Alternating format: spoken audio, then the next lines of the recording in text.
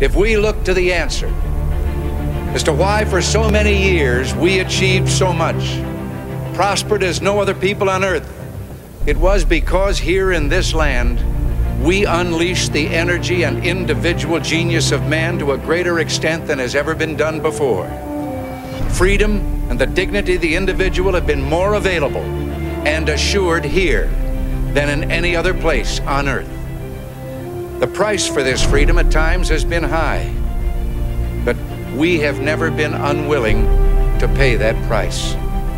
Those who say that we're in a time when there are no heroes,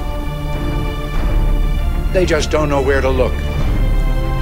The sloping hills of Arlington National Cemetery, with its row upon row of simple white markers bearing crosses or stars of David, they add up to only a tiny fraction of the price that has been paid for our freedom.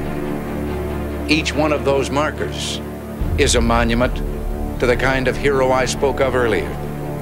Their lives ended in places called Belleau Wood, the Argonne, Omaha Beach, Salerno, and halfway around the world on Guadalcanal, Tarawa, Pork Chop Hill, the Chosin Reservoir, and in 100 rice paddies and jungles of a place called Vietnam. Under one such marker lies a young man, Martin Treptow, who left his job in a small-town barber shop in 1917 to go to France with the famed Rainbow Division. There on the Western Front, he was killed trying to carry a message between battalions under heavy artillery fire. We're told that on his body was found a diary. On the flyleaf, under the heading, "My Pledge," he had written these words: "America must win this war. Therefore I will work, I will save, I will sacrifice, I will endure. I will fight cheerfully and do my utmost as if the issue of the whole struggle depended on me alone." We must realize that no arsenal or no weapon in the arsenals of the world is so formidable as the will and moral courage of free men and women.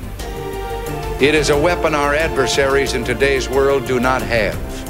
It is a weapon that we as Americans do have. Let that be understood by those who practice terrorism and prey upon their neighbors.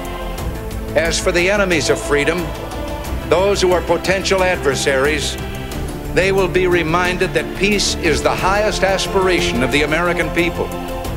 We will negotiate for it, sacrifice for it. We will not surrender for it now or ever. We are Americans.